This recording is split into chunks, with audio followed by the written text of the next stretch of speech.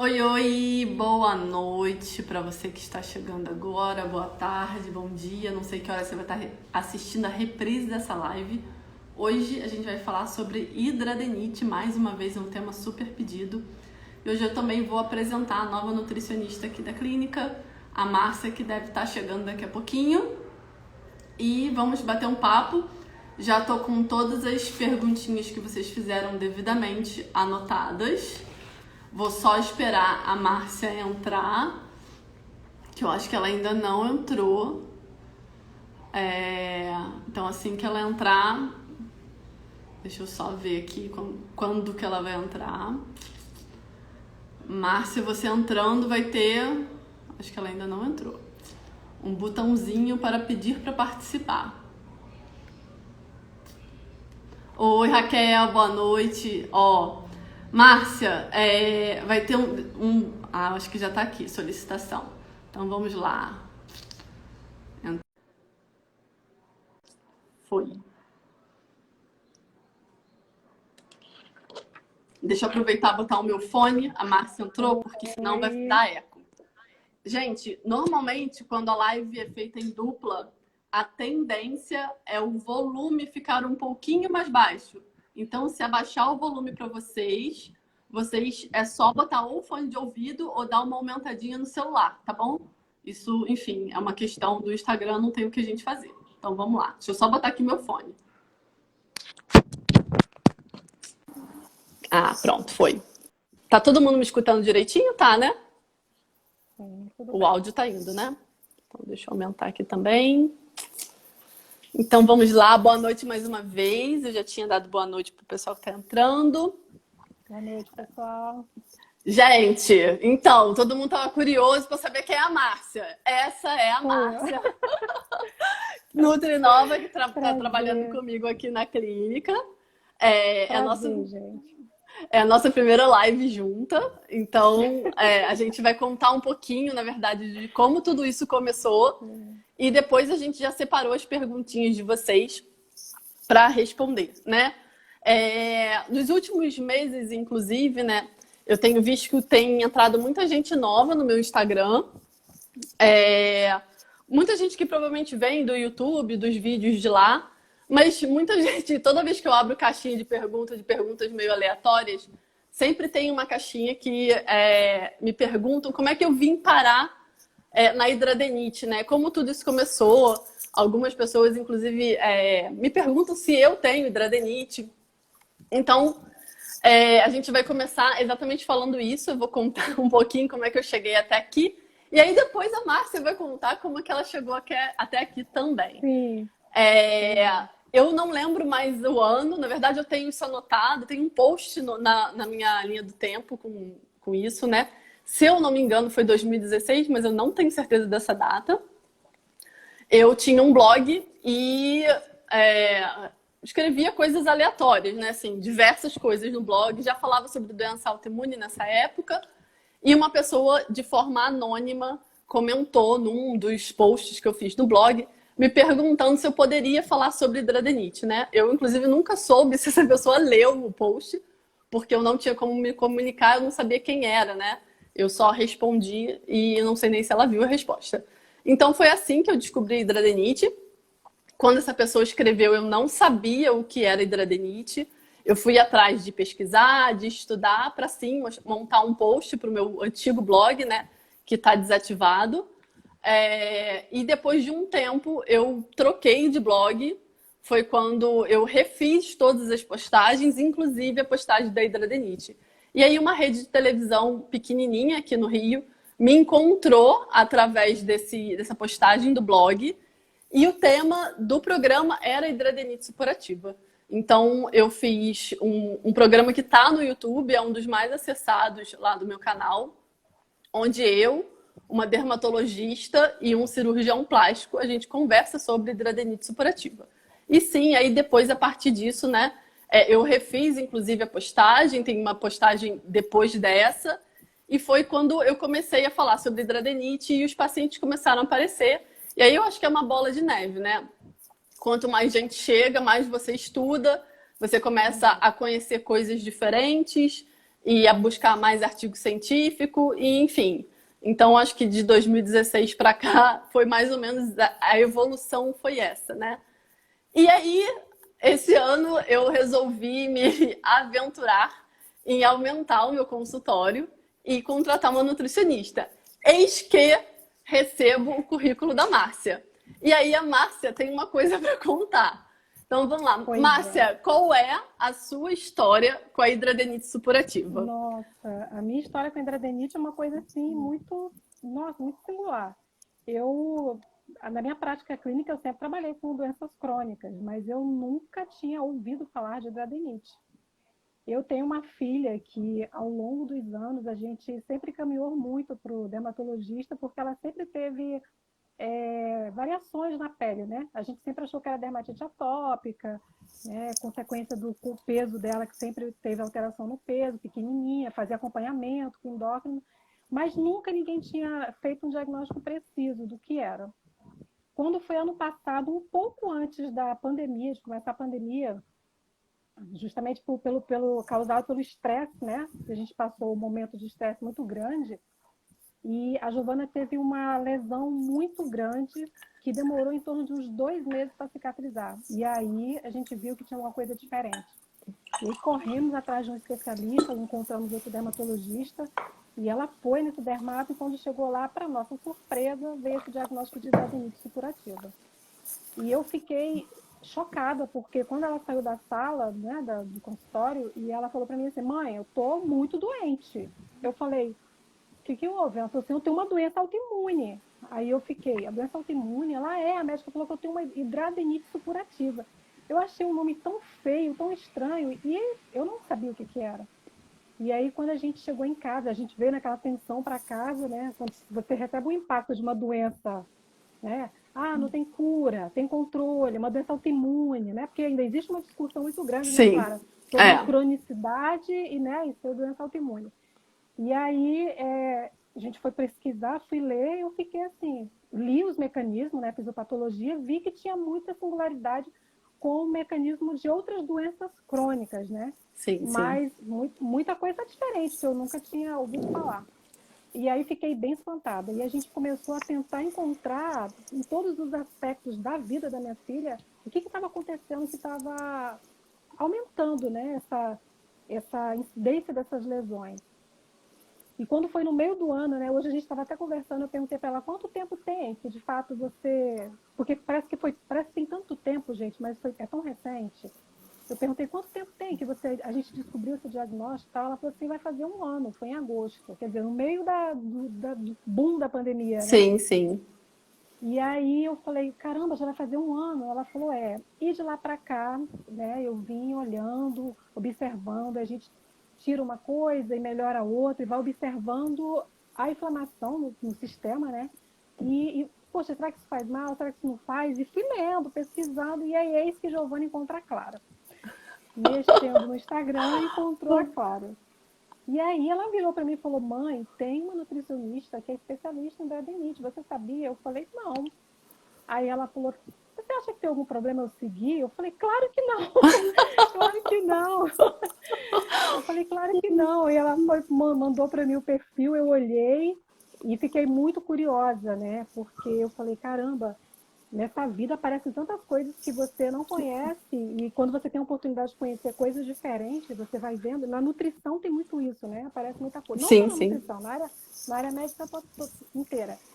E aí ela começou a seguir a Clara, ver os posts, e aí a Clara postava as questões, né, sobre alimentação e tal.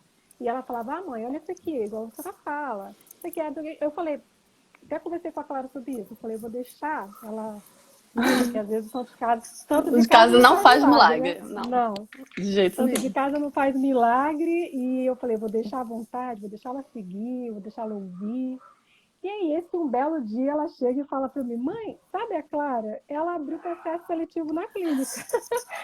Aí eu falei, jura? Ela falou, manda seu currículo. Eu falei, vou lá olhar. Eu olhei e falei, caramba, será que eu tô no perfil? Vou mandar, né? Mandei. Eu nem acreditei quando a menina me avisou que era para fazer entrevista e depois fui lá fazer entrevista com a Clara. Fiquei nervosa pra caramba. Falei, caramba, será que tô no perfil trabalhar com a Clara e fiquei assim encantada, porque à medida que você vai conhecendo, conversando, vendo a prática clínica dela, você vai vendo a similaridade que tem, né, no contexto, como eu já falei, eu já trabalho com essas doenças crônicas, mas são coisas novas. E a Clara fala muito isso para mim, a gente conversa muito a respeito, não existe um consenso, né, Clara, sobre a Sim. hidradenite. Ainda muita coisa tem sido estudada, né, existem ainda muitas discussões ainda sobre a hidradenite e é impressionante.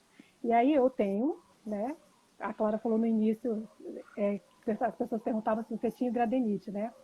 E eu vivo essa realidade constante de uma paciente com hidradenite dentro de casa, né? E aí, para mim, está sendo incrível, porque a troca, né, que eu tenho e a oportunidade que eu tenho de observar, de cuidar da minha filha, claro, com ressalvas, né? Porque eu deixo ela à vontade com a Clara. Até falei para a Clara isso, falei, vou deixar ela com você, porque eu acho que vai fazer mais efeito. Mas, assim, foi assim que eu cheguei na hidradenite e foi assim que eu cheguei na Clara Fonseca. É quase um laboratório dentro de casa, né? Um laboratório. É você observar realmente em 24 horas todas as alterações, tudo que acontece, né? Porque tá ali, né? Tipo, dia a dia com a filha, né? Com a doença que a gente trata. Então, e é muita coisa, né, Clara? Sim. São muitas questões, né? A gente pensa que é uma coisinha pequena, mas não é.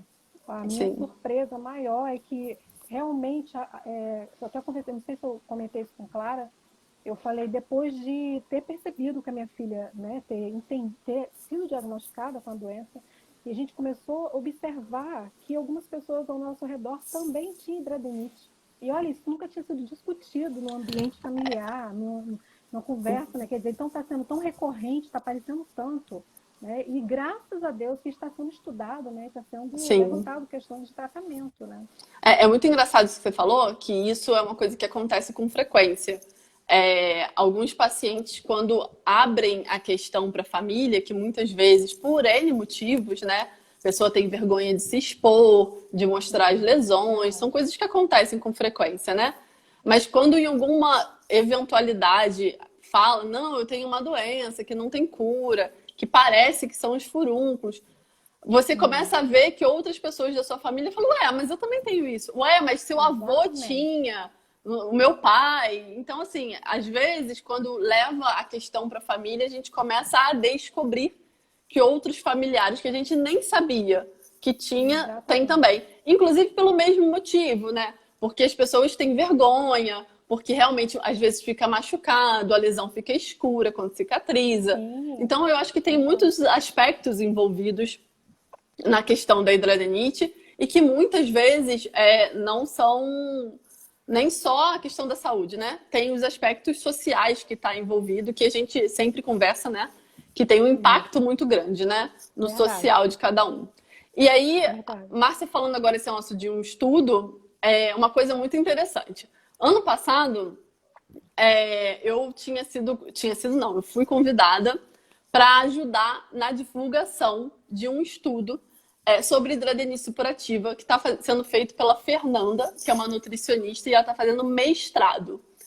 E aí, coincidentemente, o ano passado todo ela ficou nesse processo, né, de elaboração do projeto de mestrado dela, que vai ser sobre hidradenite, os hábitos de vida e os hábitos alimentares, para a gente conseguir rastrear e poder montar um estudo científico mesmo em cima disso. Então, esse é o projeto de mestrado da Fernanda.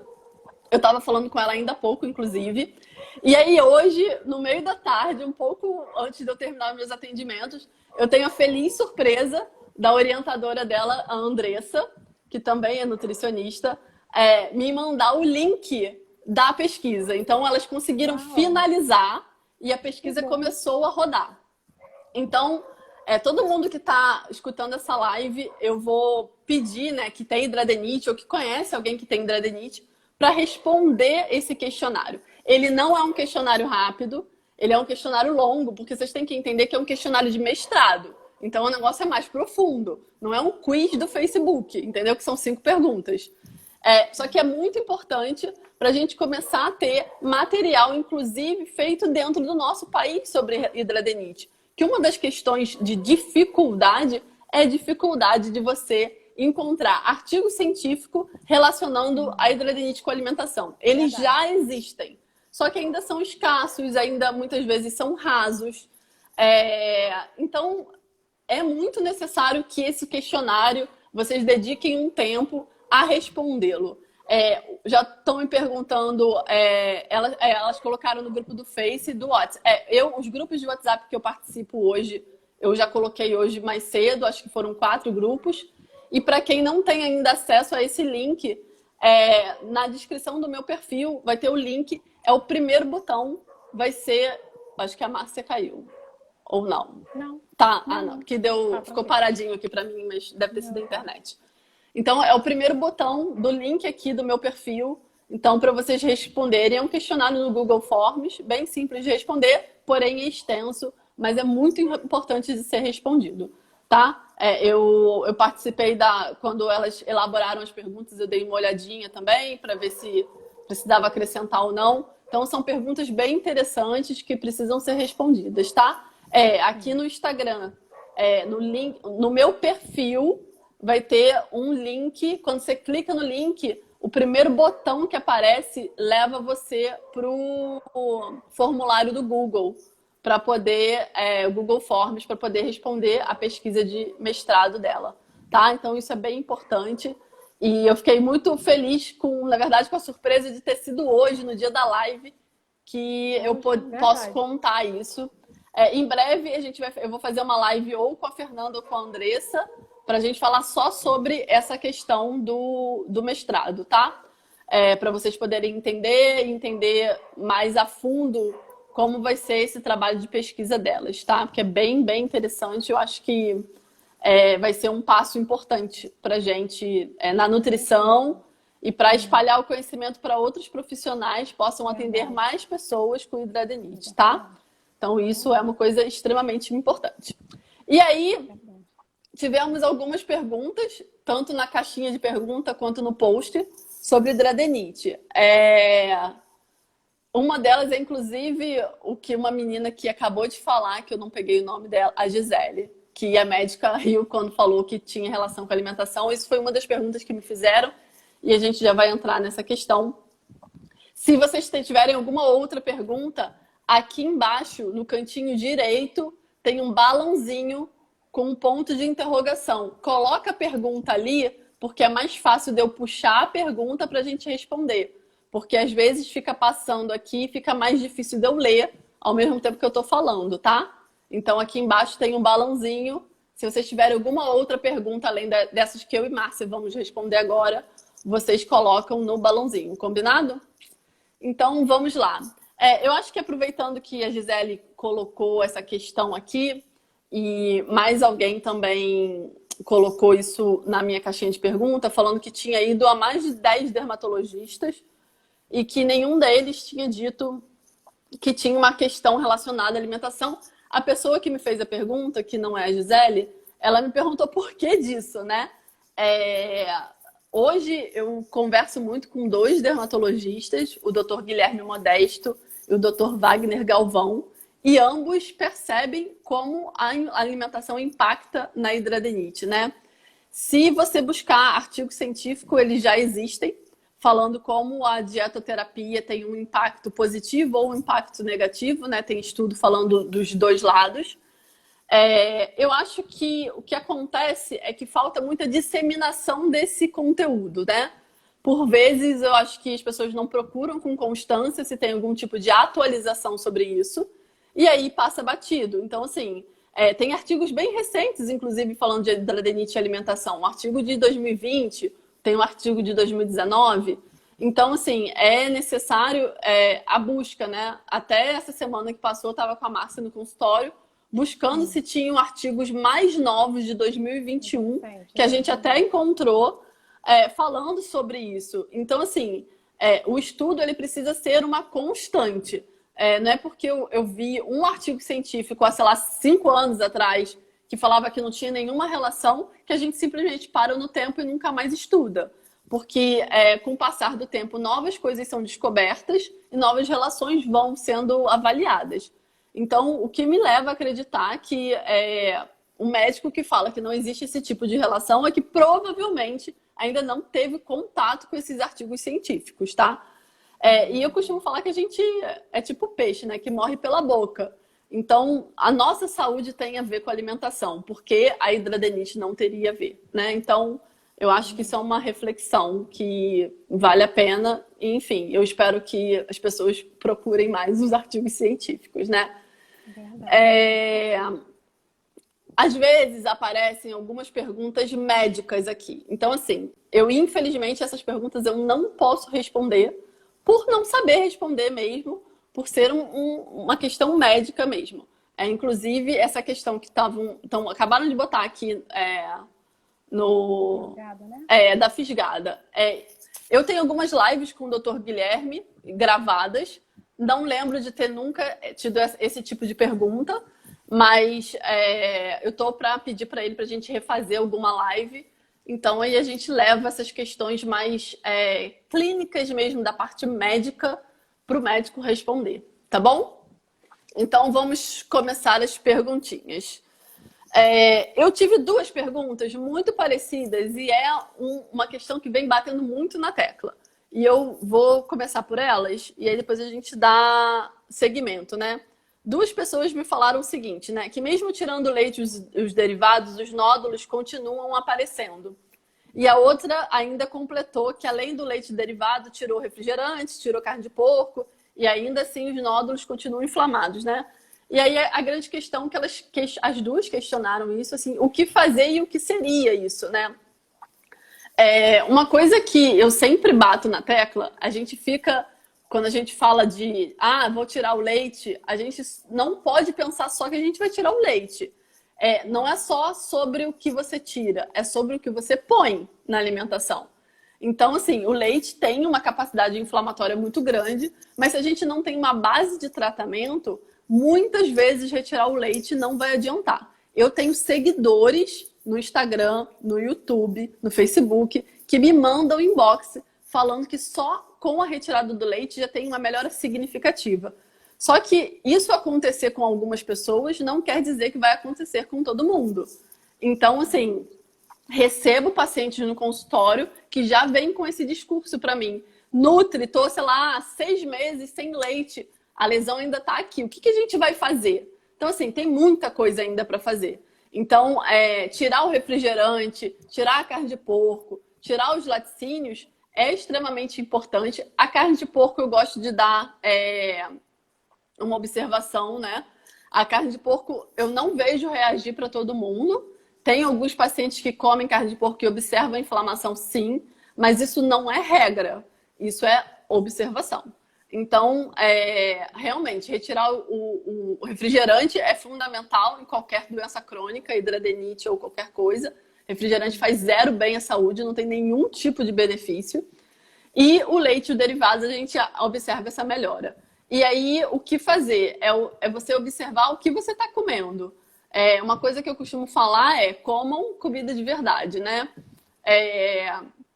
Eu terminei minhas consultas agora e a minha última paciente estava conversando comigo. Ela não tem hidradenite, mas ela estava conversando como melhorou a saúde dela durante a pandemia, porque ela parou de comer comida da rua. Ela só cozinha em casa.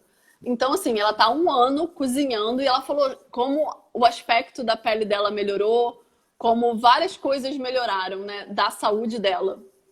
Então, assim, quando o paciente fala para mim, tô tirando leite, tô tirando os derivados e nada acontece, é porque provavelmente o intestino está com uma disbiose muito grande. Daqui a pouquinho eu já posso até explicar o que é disbiose. E provavelmente você não está comendo nutrientes o suficiente para estar ali equilibrando seu corpo novamente, né? Vocês podem observar que vai ser mais ou menos assim. Vamos supor que tem uma pessoa quebrando uma parede. Se essa pessoa parar de quebrar, vai parar de fazer o estrago. Só que o que está quebrado vai continuar quebrado. Então, se eu não for lá e cimentar aquilo para melhorar, a parede está quebrada, continuará quebrado. A gente pode imaginar que isso é mais ou menos o que acontece, né? Se eu tiro o leite e não trato do estrago que ele fez, ele vai continuar me dando problema. Às vezes diminui o processo inflamatório, ameniza, mas às vezes não resolve do jeito que poderia vir a resolver. Então, isso é uma coisa muito importante. Quando você pensar, tô há séculos sem leite e nada acontece, provavelmente o problema está na sua base. O que você está comendo. Não ficar restrita só à exclusão do leite. Procurar pensar o que vocês estão colocando na alimentação de vocês. Isso eu acho que, assim, é um aspecto fundamental. E aí, Verdade. né? Aí eu tive 3 perguntas iguais. Pimenta do reino faz mal. E aí? Verdade. Na verdade, vieram 2 perguntas, né? Apareceu mais uma depois da pimenta do Foi? reino. Da Foi. pimenta? Essa questão de alguns alimentos, né? A questão de exclusão de alguns alimentos, como a Clara acabou de falar, é muito particular, porque a pimenta do reino ela pode ser altamente inflamatória para algumas pessoas que não têm hidradenites e pode não ser inflamatória para quem tem hidradenites. Então, isso é uma questão de se observar. Eu costumo dizer, até para minha própria filha, né, ela acabou de me falar, mãe, mas eu comi isso e eu não senti que me fez mal. Aí eu falei, bom, a gente tem que ir para o critério de exclusão. A gente vai tentando, se a gente sabe que o açúcar, o leite, já por si só, já são substâncias inflamatórias e podem desencadear o aumento dessa inflamação, a gente vai diminuir, claro, né? Faz parte, é uma base nutricional de tudo, né, Clara? Sim. Sua saúde como um todo, se você exclui alguns alimentos da sua alimentação ou diminui o consumo, com certeza vai trazer benefício. Como também o aumento desse consumo de alguns alimentos podem trazer malefícios. Isso faz parte da vida, né? Sim, com certeza. Tudo que é em excesso vai fazer mal. Sim. Mas o que funciona para mim não vai funcionar para Clara, com certeza, né? Nós somos diferentes, né? Todos nós somos diferentes. Então, essa questão da pimenta do reino não é para todas as pessoas que é inflamatória, né? Que vai fazer mal, que vai dar dor no estômago, como muitas pessoas costumam dizer. Eu, por exemplo, não gosto de pimenta, mas meu marido gosta muito de pimenta. Para ele faz bem, para mim não faz, né? Então, isso é uma coisa muito particular. E aí, se a Clara tiver algum problema, já entra aqui. Você falou mais cedo sobre a questão do leite, né? De consumir o leite durante um tempo e depois, quando você reduz aquele alimento, você querer ver uma melhora imediata, não existe, né? Porque você consumiu aquilo a vida inteira. Eu costumo dizer que nosso hábito alimentar é uma questão cultural também. Sim. A gente aprendeu com os nossos pais, que aprenderam com os nossos avós, que alguns alimentos eram bons, que alguns alimentos davam sustância. O leite é um deles, né? Sim, te mantinha de pé, né? Eu sempre tomei muito leite, sempre tomei muito leite. Então, assim, tudo na vida, assim, para mim, eu tenho isso como primícia. A partir do momento que você descobre, que você aprende, que você entende que algumas coisas não são tão necessárias, ou que você começa a observar o seu corpo, começa a observar os sintomas do que você sente, uma dor de cabeça, uma enxaqueca. No caso da hidradenites, se você consumiu alguma coisa e inflamou um nódulo, né? Então, isso é particular. E é muito importante que, nesse momento de tratamento dietoterápico, o paciente com hidradenites ele observe os sintomas, né, do corpo, né, Clara? Sim. Tem que observar, porque pegando no gancho da pimenta, veio uma pergunta aqui também a respeito como identificar, né, se o alimento que eu comi faz mal. Dessa forma, gente, não tem como você saber, não tem uma fórmula mágica. Eu não posso dizer para você que a abobrinha vai te fazer mal, se você vai comer abóbora vermelha e pode te fazer mal, entendeu? É uma coisa que você tem que observar, é um olhar clínico. A gente fala, a Clara falou sobre o leite, sobre o açúcar, sobre o glúten ser avaliado, né, ser pesquisado, porque não há necessidade de tirar de todo mundo, até porque algumas pessoas inflamam de uma forma diferente. Mas como que você vai identificar que o alimento que você consumiu está te fazendo mal? Observando a frequência daquele alimento que você consumiu. E isso é muito interessante porque, no meu caso, que tem uma paciente com hidradenites dentro de casa, que não conhecia a doença, agora eu já tenho esse feeling, sabe? De observar. Ah, mas essa semana você comeu muito isso, isso e isso. Então, isso não fez bem. Então, Exatamente. Isso ficou tranquilo. E isso vai na rotina do seu dia a dia. Sim, né, sim. E isso daí também serve para uma outra pergunta que fizeram das leguminosas serem gatilho, né? E vai entrar na mesmíssima questão. Na mesmíssima questão, exatamente. o gatilho, né? Existem alguns alimentos que precisam ser observados, né? Como a Clara falou da carne de porco. No nosso próprio entendimento, né, que vem de criança, Márcia, sempre achei que carne de porco não fazia bem. E acho que aprendi isso com a minha mãe. Como eu falei, para mim, a comida tem uma relação muito forte com cultura, com afeto. Que a carne de porco era inflamatória, a carne de porco não fazia bem. Então, eu criei aquilo na minha cabeça e acabei excluindo carne de porco do meu hábito alimentar, não consumir. Mas isso não significa que para mim vai fazer mal.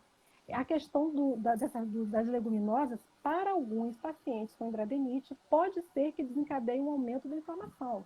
Mas, como a gente falou na pergunta anterior, é uma coisa que precisa ser observada. A rotina alimentar é muito importante, que você tenha uma rotina alimentar, que você observe, como a Clara falou, aquilo que você consome, né? Você observar o que você está consumindo, como é que aquilo vai te devolver a tua saúde. Então, é um olhar que você precisa estar, sabe, observando, é cauteloso, é minucioso. Isso, assim, por mais que a gente, né, nós profissionais, fale, vocês como, né, o paciente, tem que observar se consumir uma leguminosa e fez mal. Exatamente. O aumento da inflamação. Isso é muito particular. E muitas vezes não vai ser, por exemplo, no primeiro mês que a gente vai ter esse tipo de identificação, né? Às vezes o paciente está tão inflamado, e aí a gente entra naquela questão da permeabilidade intestinal, da disbiose. O que seria a permeabilidade intestinal e a disbiose, né? Seria exatamente o nosso intestino estar com as barreiras de proteção muito abertas, e isso fazer com que qualquer alimento cause inflamação no nosso organismo. Verdade. Então, muitas vezes, como chega muito inflamado, a gente precisa retirar esses principais alimentos, né? Retirar o leite, reduzir o açúcar, tratar a disbiose intestinal, e aí depois disso a gente começa exatamente a observação do que pode vir a acontecer. Então, assim, eu tenho pacientes sensíveis à carne de porco, eu tenho pacientes sensíveis à castanha, eu tenho pacientes sensíveis, eu tenho 3 pacientes sensíveis a tomate, por exemplo. E aí a gente tem esse grupo de alimentos, né, que normalmente as pessoas perguntam, que são os nightshades, né, que é batata, tomate, pimentão, pimenta, mas que não servem para todo mundo, né? O açúcar como grande questão também da gente fazer a redução deles. E o leite, que são as coisas que eu sempre falo e bato na tecla em postagem, em live, né? E no consultório também. Vamos lá. E aí, outra coisa que também é fichinha, né? Me perguntam muito no consultório, e aqui também, qualquer caixinha de pergunta que eu abro fala, é da bebida alcoólica, né? Que o pessoal sempre tem essa dúvida. E o álcool? Gente, o álcool para tudo, né? Na verdade, existe na OMS, eles relatam o seguinte, que não existe uma dosagem segura para o álcool, né? Então, assim, o álcool por si só, ele já é um inflamatório. A gente tem que lembrar que a ingestão demasiada, né, exacerbada do álcool, ela vai aumentar, ela já começa porque ela é calórica, né? Então, você vai aumentar o seu tecido adiposo, vai aumentar a questão, vai mexer com a questão da obesidade, que para um paciente de hidradeniite é muito sério, né? A obesidade. O excesso de álcool aumenta a produção de cortisol, que é o estresse, que é o hormônio do estresse, que automaticamente aumentando essa produção desse hormônio, você vai fazer o quê? Você vai sentir mais vontade de consumir comidas gostosas, doces, calóricas, que já é um problema para a hidradeniite, né? Sim. Então, assim, se me perguntar, Márcia, o álcool faz mal para a hidradeniite, eu vou falar, o álcool faz mal para tudo, gente, né? Então, o álcool não é bom, não é comida, não alimenta, não tem nutriente, então não é bom. Mas isso é uma coisa que tem que ser pensada. A gente fala muito sobre comida de verdade. Sim. Então, assim, a primeira coisa que eu acho que a gente tem que pensar é o álcool não tem nutriente, não é comida. Então, por si só, eu falei aqui só do hormônio, do cortisol, falei da questão calórica, mas se a gente for falar, vai muita coisa, né, Clara? Sim. O álcool. E aí eu estava aqui pensando na questão que a Márcia comentou sobre o glúten E é uma coisa que no outro dia eu fiz uns stories e deu muito babado, confusão, gritaria. E aí vou aproveitar a live para poder esclarecer. Tem um artigo científico de 2019 que correlatou a existência da possibilidade de alguns pacientes com hidradenites serem celíacos. É só um cruzamento de informação, não é um artigo, inclusive, não é um artigo grande. Mas o que acontece? Paciente que chega para mim com muita questão intestinal envolvida, com ou muita diarreia, ou muita prisão de ventre, ou o intestino que fica indo e voltando, ou muitos gases, enfim, numa mínima suspeita de uma possibilidade de uma doença celíaca, a gente pede os exames para a doença celíaca antes de retirar o glúten. O glúten, ele é potencialmente inflamatório. O trigo que a gente come hoje não é mais o trigo que a gente não, né? Que comiam há milhares de anos atrás. Verdade. Então, a gente tem uma dificuldade natural pela cadeia do trigo mesmo, da constituição do trigo, de digerir, e aquilo ali acaba fazendo inflamação na nossa barreira intestinal. Então, o glúten, ele é interessante ser retirado. Só que, para ele ser retirado, precisa ter uma pessoa, um nutricionista, para te acompanhar nessa retirada. Porque se você retira o glúten e não fez os exames, você pode... Imagina se você é celíaca. Então, assim, a gente perde a oportunidade desse diagnóstico, que para quem é celíaco isso é muito importante. Então, a minha orientação é não tirem o glúten sem um acompanhamento nutricional adequado, sem ter a certeza de que não existe a possibilidade de você ter doença celíaca junto com a hidradenite, uma doença celíaca junto com qualquer outro tipo de doença. Então, isso realmente é sério e eu avalio isso individualmente. Então, não é para todo mundo, não é de primeira. Então, isso precisa ser realmente verificado de um em um, né? Vamos lá. Cadê? Teve uma outra pergunta aqui interessante. Pessoas que estão amamentando, né, com hidradenite. A pessoa perguntou se podia amamentar. Verdade. Nódulo na axila, né?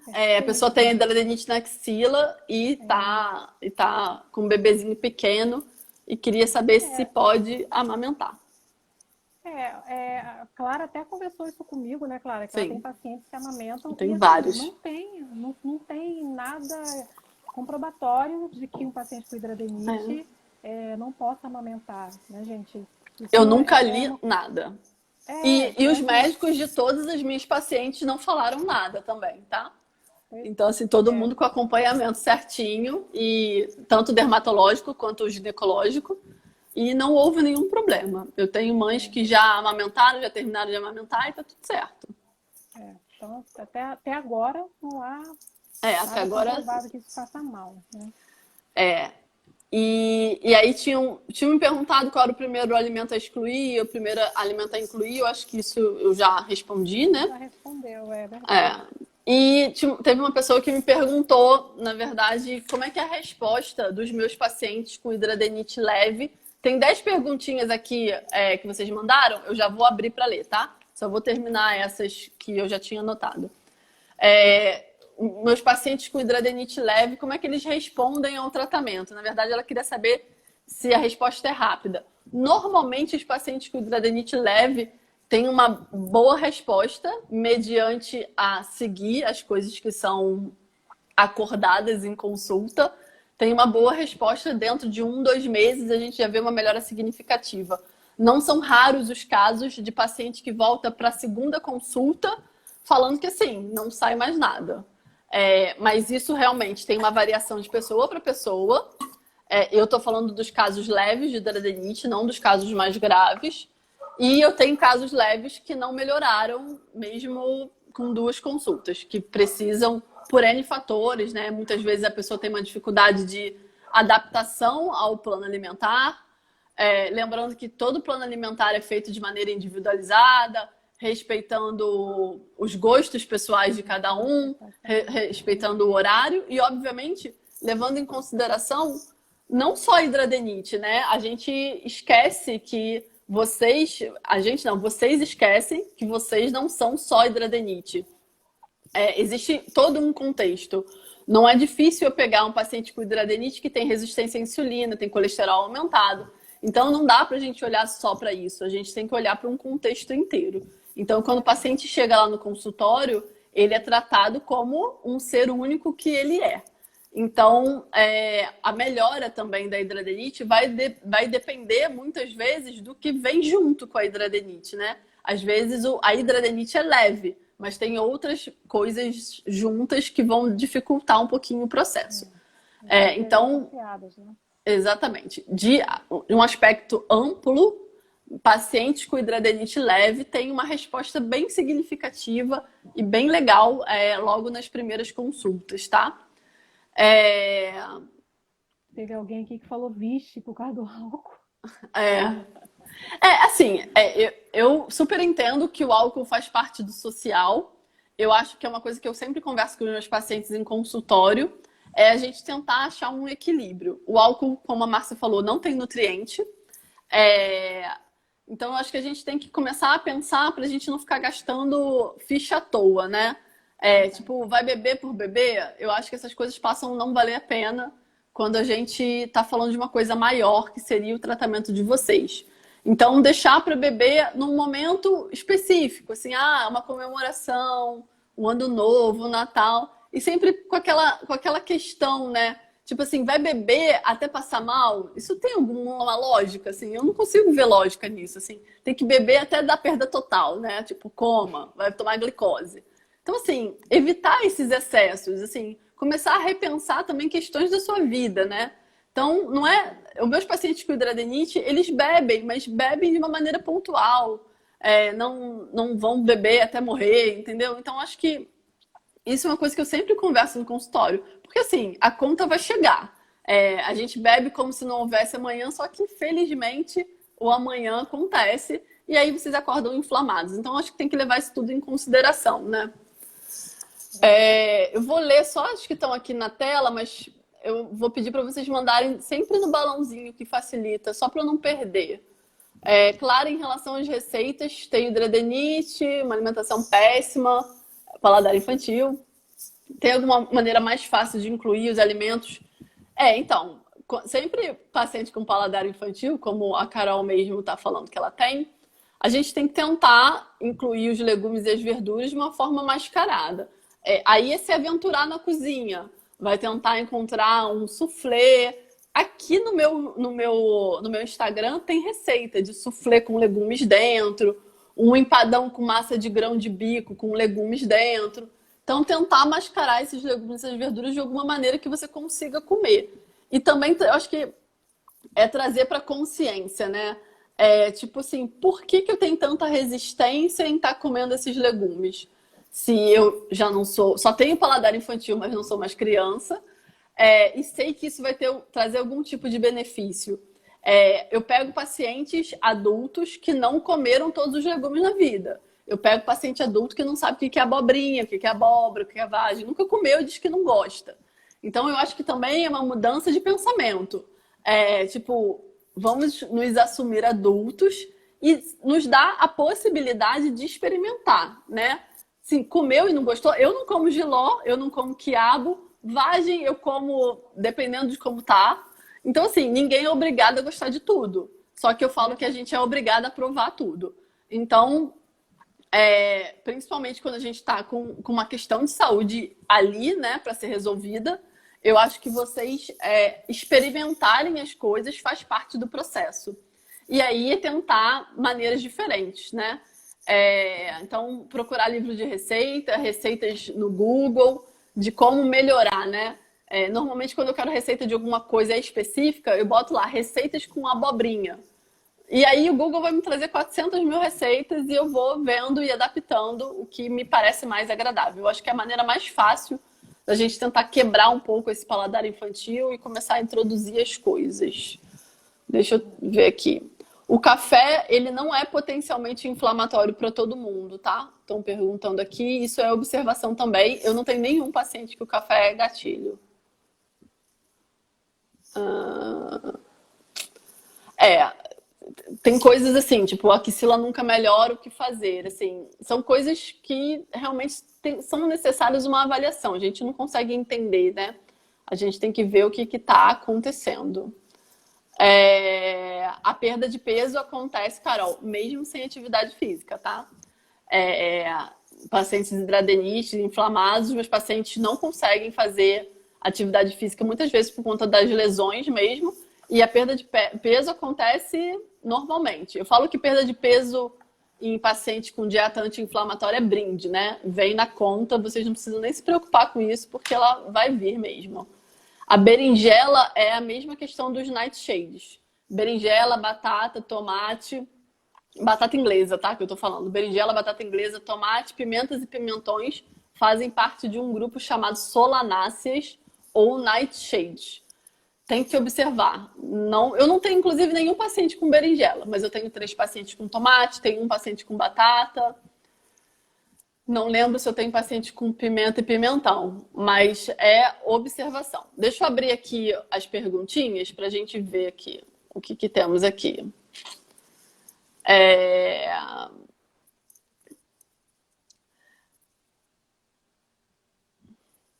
No outro dia, essa pergunta, se eu sei informar se hidradenite vira câncer. Isso apareceu numa live minha com o Guilherme e o que ele falou é que não tem esse tipo de relação, tá? Então vamos lá, vamos para as outras. Deixa eu ver aqui. Ah, essa é ótima, adoro. Sucralose e Steven fazem mal. Eu não sei qual é a opinião da Márcia sobre isso, mas assim, eu tenho horror à sucralose. Eu também tenho, gente. Não, gente, não. Sucralose, ela faz Clara me alteração de ofereceu tireoide, pelo amor de Deus. A Clara me ofereceu um café lá no consultório e perguntou para mim, Márcia, você usa adoçante ou açúcar? Eu olhei para ela assim e fiquei pensando, caramba, se eu falar para ela que eu não gosto de adoçante, como vai soar, né? Porque tem nutricionista que falar. Falei, Clara, me desculpa, mas eu não gosto de adoçante. Nem eu. Gente, E eu também bebo café com açúcar, né? Porque é o único lugar que eu boto açúcar é no café. A stevia é bem tranquila de consumir. Eu acho que deve ser Débora, né, que está perguntando. A stevia, o xilitol, o eritritol são adoçantes que eu costumo indicar e que é ok serem consumidos. Sucralose, pelo amor de Deus, não. Deixa eu ver mais aqui. E aqui, Clara, eu queria pode falar. A respeito do adoçante, aproveitar, deixa. Pode falar.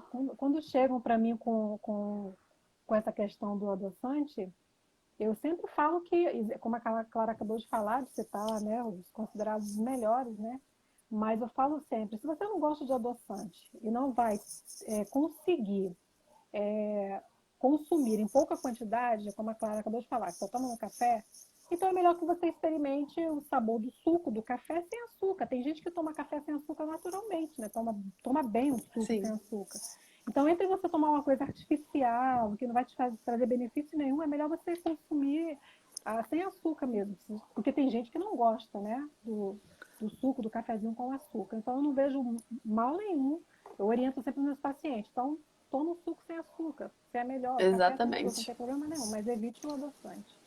E aí a Débora, acho que é Débora, eu tô chamando de Débora, mas tá abreviado, tá, gente? Eu tô achando que é Débora. Também tá perguntando qual é a relação da hidradenite com açúcar. É exatamente isso. Açúcar é potencialmente inflamatório. Não só para hidradenite, para todas as doenças inflamatórias e doenças crônicas, né? Então, assim, o açúcar, ele realmente precisa ser excluído ou pelo menos reduzido. Tem algumas perguntas aqui, tipo leguminosas, coisas que a gente já conversou, tá? Então eu vou dar uma piora. Uma pulada. Tô aqui, tipo, lendo ao mesmo tempo que falo, dá nisso, né? Como identificar, como tirar, enfim, isso tudo a gente já conversou. Amendoim e azeitona. Amendoim vai entrar na mesma questão que a Márcia estava falando, das pimentas, que a Márcia falou das leguminosas. Vai entrar nessa mesma observação. Azeitona, eu nunca vi ninguém inflamando com azeitona, nunca li sobre isso também. Então, assim, meus pacientes estão comendo azeitona e tá tudo certo, né? E aí, eu tô vendo aqui uma pergunta da Isabela aqui nos comentários, e é uma pergunta que tem lá nas caixinhas também. Se peixe faz mal para hidradeniite. Peixe, ele tem uma característica mais anti-inflamatória do que inflamatória. Aí a gente vai entrar numa questão um pouco mais profunda. Existem alguns peixes grandes, tipo o salmão. Agora, só porque eu quero lembrar, eu esqueci. Isso tem, inclusive, um post meu sobre isso. Que tem o maior acúmulo de mercúrio no peixe. Então, a gente estaria falando de um aumento de um metal tóxico que não é interessante para ninguém. Então, alguns peixes precisam ser evitados. Eu tenho postagem sobre isso e vou repostar. E aí depois vocês dão uma olhadinha, porque agora eu não vou lembrar todos os peixes de cabeça. Normalmente os peixes que são maiores, né? Não os peixes pequenininhos, eles têm uma quantidade maior de mercúrio e aí isso sim seria uma questão. Vamos para o próximo aqui.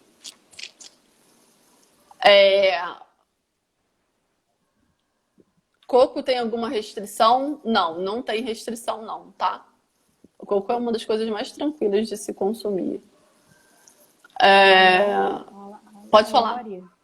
Lori fez um comentário aqui muito interessante, Clara. Tudo depende de cada pessoa. Alimentação eu entendo que é como um remédio. Nem todo mundo pode tomar dipirona, por exemplo. É tipo isso. Verdade, exatamente. Né? É o que a gente acabou de falar. Muito verdade, mesmo. É muito isso, assim, existe uma base, né, que a gente fala que tem um protocolo a ser seguido, que é o protocolo que eu e a Márcia seguimos lá no consultório, só que existe uma avaliação, e essa avaliação é feita de maneira individualizada, que nem estava falando, né, todo mundo pode tomar dipirona. Então, por isso que é necessário um acompanhamento do seu médico para saber qual é o melhor remédio para sua hidradeniite, qual é a pomada que você tem que tomar, como você vai fazer a higienização daquele machucado. Assim como na nutrição vai ser a mesma coisa, né? A gente vai avaliar como é que é a sua alimentação atual, o que precisa ser modificado. Então, é uma avaliação individual. Então, algumas coisas vão variar. A gente tem as coisas básicas, que é o que a gente costuma falar aqui em rede social, mas existem algumas coisas que vão além disso, né?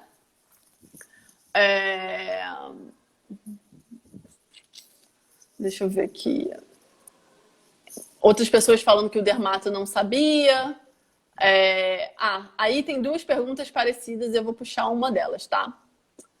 Que uma perguntando assim do leite de soja e outra perguntando da soja, de uma maneira geral. E aí eu também não sei qual é a opinião da Márcia sobre isso, eu vou dar a minha e depois a Márcia pode falar o que ela acha. Eu, particularmente, não indico soja, porque soja, na sua grande maioria, é transgênica. Então, a gente está falando de um produto modificado geneticamente, que a gente não tem noção exatamente qual é o impacto. Além da soja ser transgênica, a gente tem uma quantidade de agrotóxico muito grande. Agrotóxico é, inclusive, uma das coisas que eu converso com os pacientes na primeira consulta com hidradeniite. Agrotóxico, como bem o nome diz, é tóxico e faz interferência, sim, tanto em doenças autoimunes quanto na hidradeniite, que tem essa questão, se é crônica inflamatória, se é autoimune, enfim. Que isso também não vem ao caso. Concordo. Alguma fruta que precise tirar? Não. A não ser que você vá aparecer com uma questão de glicose, insulina, porque aí a fruta vai ser escolhida por um outro motivo. Mas a fruta, só pela fruta, em relação à hidradeniite, não há nenhum tipo de restrição em relação a isso. Nossa, tinha mais pergunta do que eu imaginava. O café eu já respondi. Isso aqui também já respondi. Praticamente a gente cai na mesma coisa, né, Clara? A gente fala Exatamente. de alimentação, não muda muita coisa. É exatamente você observar, né, o que aumenta a inflamação. Tem uma pergunta aqui, Clara, que passou aqui, eu não sei se você viu. Deixa eu ver Pode se eu falar. consigo achar aqui de novo. Eu acho que entra naquela questão que você falou sobre a desbiose. Deixa eu ver. Perdi. Enquanto a Márcia procura, Qual leite podemos e qual queijo? Leite e queijos veganos, tá? Que não vão ser à base de proteína animal. E aí, aproveitando essa pergunta da Gracinha, tem uma outra pergunta da Cris aqui no balãozinho, falando sobre o leite A2, né? A2. Eu não sei, eu acho que a maioria das pessoas não deve conhecer esse tipo de leite. E eu estava até conversando já há algum tempo com uma paciente minha que é professora universitária, enfim, trabalha com pesquisa, e ela veio me falar do leite A2. Eu ainda não peguei nenhum artigo correlacionando. A gente não vai achar correlação do leite A2 com hidradenite. A gente não vai achar, que eu quero dizer cientificamente falando, né? Não vai ter artigo científico sobre isso. E eu realmente estou devendo dar uma estudada no leite A2, pegar artigos sobre ele para poder fazer um link com a hidradenite, né? Porque a gente não vai achar linkando os dois de uma vez só. Eu vou ter que estudar como ele se comporta no organismo humano e tentar linkar isso para a hidradenite de alguma maneira. Então, Cris, isso é uma coisa que eu já estou tomando ciência. Eu já venho sabendo desse leite A2 e ainda não tenho uma resposta, né? Mas assim que tiver, você pode ter certeza absoluta que teremos um post. Entrando nessa questão do leite A2, a gente vem também com queijo de búfala, que tem uma caseína, que tem uma resposta inflamatória diferente. Também não tem base científica para dizer que, por exemplo, o queijo de búfala seria um queijo possível para quem tem hidradenite, bem como o queijo de cabra, que costumam, para quem tem sensibilidade à caseína, ter um impacto diferente, né? Mas a gente não consegue saber se para hidradenite vai funcionar da mesma maneira. Então, isso fica aí realmente como uma incógnita, infelizmente. Eu tenho alguns pacientes que eu já testei o queijo de búfala. Durante um tempo não deu problema nenhum. Só que depois de um tempo começou a voltar a inflamação e a gente não entendeu ainda se é por conta do queijo de búfala ou se aconteceram milhares de coisas na vida dessa pessoa, períodos de alto estresse, com outras questões alimentares, e aí a soma de tudo deu problema. Então, ainda são coisas a se avaliar. O leite A2 e o leite o queijo de cabra e o queijo de búfala, né? Estão perguntando do Roacutan. Como eu falei, medicamento, essas coisas da área médica, eu não consigo responder, né? Então, assim, isso realmente é só com o médico. Mas aí eu vou só contar a minha experiência com... eu tenho pacientes que tomam Roacutan, tenho pacientes que deram certo, tenho pacientes que não deram certo. Então, cabe realmente ao médico que está acompanhando o paciente avaliar se é uma estratégia interessante, assim. Então, eu acho que isso também, assim como o alimento, é feito de forma individualizada. Mas eu tenho alguns pacientes que já tomaram. Uns foi tudo bem e outros não foram tudo bem. Então, tem que ver com o médico mesmo, tá? Deixa eu ver aqui. Uma coisa que sempre me perguntam sobre suplementação. Gente, suplementação é individualizada. A gente tem algumas coisas. Vitamina C, vitamina D, zinco, vitamina E. São vitaminas que são interessantes para os pacientes que têm hidradenite. Mas uma coisa que eu gosto sempre de falar, tudo que é demais é sobra. Então, assim, não fiquem se suplementando sem indicação, sem exame de sangue, sem avaliação, porque nem sempre isso vai dar certo, não, tá? Tem formas químicas de zinco diferente, formas químicas de selênio diferente. Então, precisa realmente de uma avaliação. Acho que cortar carne vermelha, eu acho que é uma coisa interessante. Foi uma pergunta da Sol aqui. Por conta, pelo menos, o excesso de carne vermelha, né? Aqui, ó. Como substituir a farinha de trigo? Parece que tudo que como tem glúten. Na verdade, tem mesmo. Quase tudo tem glúten, né? É engraçado, uma coisa que quando eu parei de comer leite, que eu me surpreendi, é que salame tem leite. Você sabia disso, Márcia? Você já tinha... Eu só descobri isso... Eu só descobri isso quando eu parei. Tem muita Nossa, coisa no mercado que você olha o rótulo, coisas assim, aleatórias que você olha tem leite.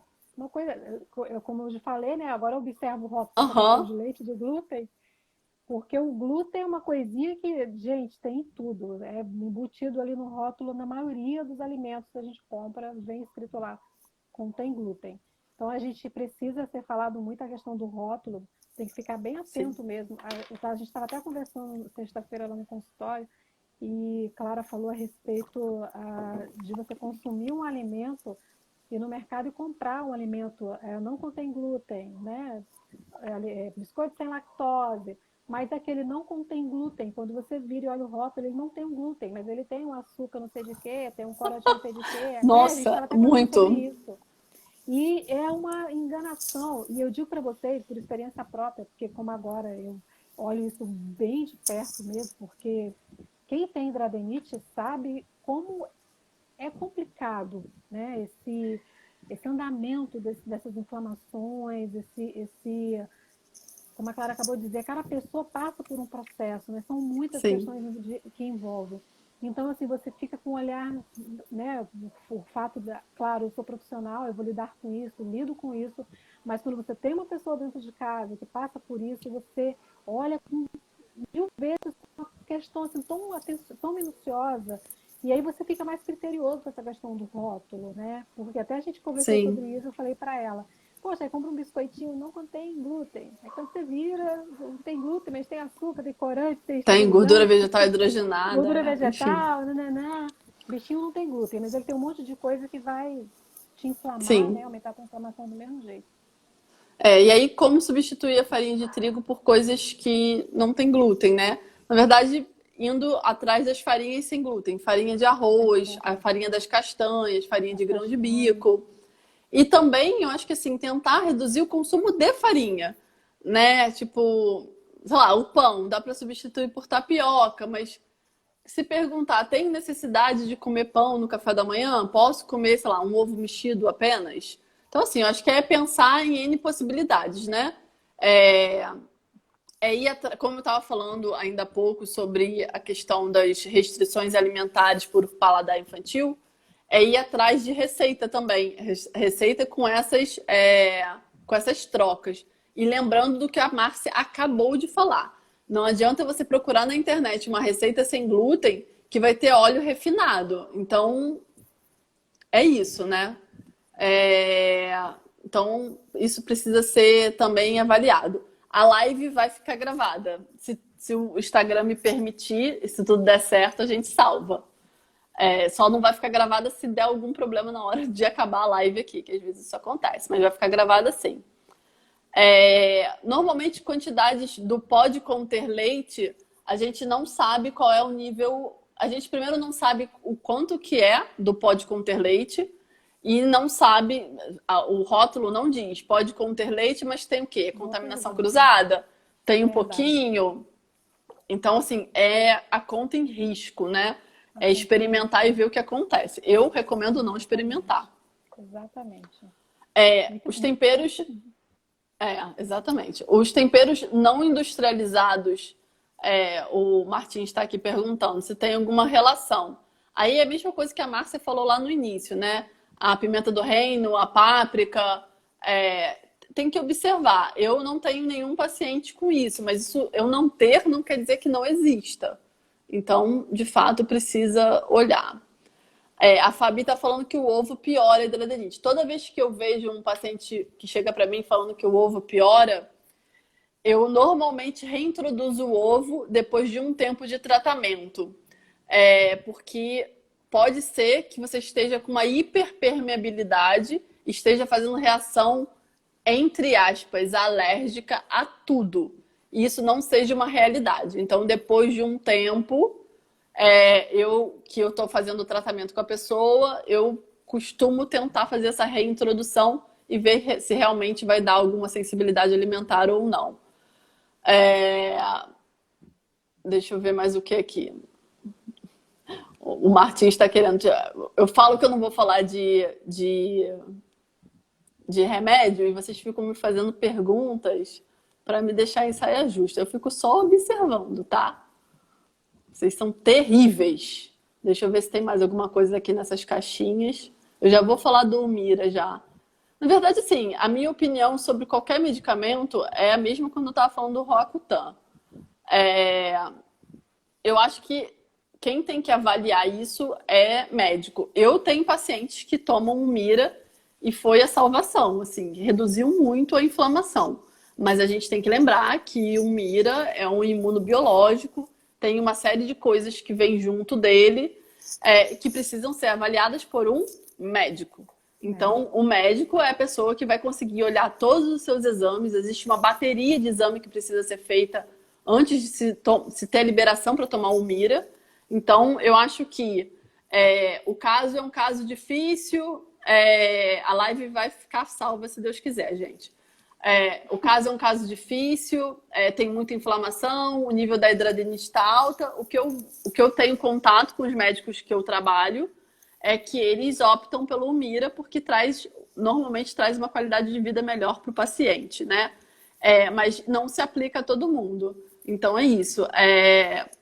Realmente ir no médico e junto com ele avaliar qual é o melhor caminho. Se vai ser o Roacutan, se vai ser o Mira, se vai ser um antibiótico específico, se vai para a pomada, enfim.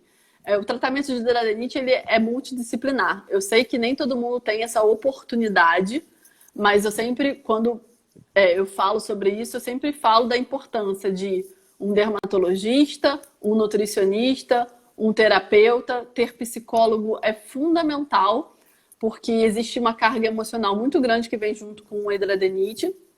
E eu vejo que muito paciente... Isso tem uma pergunta na caixinha. Desestabiliza pelo emocional, né? O emocional desestabilizado desestabiliza a microbiota intestinal. Então, estresse, aborrecimento, tristeza, qualquer PT que dê na tua vida vai desestabilizar o seu intestino. E desestabiliza o intestino e desestabiliza a hidradenite. É por isso que quando vocês se aborrecem, vocês ficam mal da hidradenite, aparece inflamação. Né? Tem gente falando aqui que já respondeu o questionário da doutora Fernanda. Eu agradeço, vai ser de suma importância, né? A Isa está pedindo para eu falar um pouquinho sobre os nightshades. Então, eu já falei, mas eu vou dar uma repetida aqui. A gente já está finalizando a live. Os nightshades... Deixa eu só ver se tem mais alguma pergunta. Tem uma pergunta do Sol aqui que eu vou responder.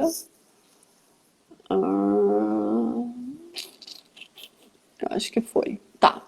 Os nightshades são a batata inglesa, pimentão, pimentas, berinjela e tomate. Tem que ser observado. Eu tenho pacientes que reagem sim, mas tem outros que não reagem, né? E nem sempre é no início do tratamento que a gente vai identificar se o nightshade vai dar problema, se não vai dar. Às vezes demora mais um pouquinho para a gente ficar sabendo disso. Certo, gente? Eu acho que foi, né? As perguntas que eu não botei aqui na tela porque já tinham sido respondidas durante a live. Mas eu acho que é isso. Márcia, você quer fazer alguma consideração? Quer falar alguma coisa? Eu quero. Então, por favor. Eu quero. Bom, gente, primeiro foi um prazer imenso participar dessa live com a Clara, conhecer vocês, né? E dizer para vocês, assim, que mesmo o tratamento sendo considerado um tratamento difícil no ponto de vista humano, né? A gente sempre tende a olhar da maneira mais difícil. É muito complicado a gente ver melhoras, né? A gente enxergar, vocês, né, porque tem hidradenite, conseguirem se enxergar além dessa doença, né? Porque às vezes os fatores limitantes é o que às vezes que piora a situação. Então, assim, a minha dica para vocês não desistirem do tratamento, sabe? Procurar mesmo ter uma constância e pensar em vocês, pensar na saúde de vocês, olhar que essa doença não pode limitar a vida de vocês, o sonho de vocês. Então, assim, é só hidradenite, é uma doença crônica, é uma coisa que precisa ser tratada. Tem pessoas que relatam que tem a vida inteira, mas é só ela. Isso não vai impedir de você ter outra vida. E se por um momento, né? Porque existem estágios de inflamação, você fica meses ou dias com a inflamação, mas não desista. A dica que eu dou para vocês é o que eu falo sempre para minha filha. Isso não pode te paralisar. Exato. Se você está inflamada, se você não consegue sair, não consegue ir para academia, não consegue isso, aquilo, é só que vai passar. Então, não pode te paralisar, não pode impedir que você continue pensando no seu futuro, sonhando. Então, assim, procura mesmo um profissional, sabe? Não se limitem e busquem ajuda. Não tenham vergonha de dizer que vocês sofrem dessa condição, porque é muito importante a gente falar. Clara falou no início da live, e eu queria frisar de novo para quem chegou depois, como foi que eu cheguei até ela, e é muito importante que essa informação sobre hidradinite, ela seja compartilhada para que outras pessoas consigam chegar até o tratamento, né? Consigam entender, porque muita gente tem e não sabe o que é. Então, assim, à medida que você vai compartilhando, você vai vivenciando aquilo, e você vai mostrando que você consegue passar por aquilo ali, outras pessoas são alcançadas, conseguem ter uma qualidade de vida melhor. Então, sempre, para a gente que é profissional, a gente sempre pensa, olha para o paciente nessa intenção, tentar olhar para ele e oferecer uma qualidade de vida melhor. Vocês olharem para vocês, observarem vocês como um ser que tem uma limitação, uma doença, né, que pode te impedir, mas você não é só hidradinite. Então, procure ajuda, siga o tratamento, siga as orientações do profissional que está te acompanhando. A Clara falou uma coisa muito interessante a respeito do alimento. Eu tirei o leite, tirei isso, aquilo, por que eu continuo inflamando? E a gente sabe que vocês sempre burlam, né? Vocês adoram esconder as coisas da gente. Sim. A gente pergunta, a gente começa a perguntar e sempre sai uma coisa. Mas assim, nós somos humanos, né? A gente fraqueja, a gente falha. Tudo bem, é normal isso. Mas não desistam do tratamento. Procurem ajuda. Vocês não são só a hidradinite. Existem outras questões de Maria, de João. São coisas, são inúmeras coisas que você pode fazer, viver e sem se limitar à hidradinite. Essa é a minha dica. Exatamente. E agradecer, né, Clara? Muito obrigada por participar do Fala. E também espero agregar mais ainda e participar assim, muito ativamente. Faremos muitas lives, Márcia. Agora o céu é o limite. O que a Márcia estava falando, né? Desistir não torna o caminho mais curto. Né? Então, é pensar isso. Assim, se você desistir, ele não vai ficar mais curto porque você desistiu, ele vai ficar só mais longo, né?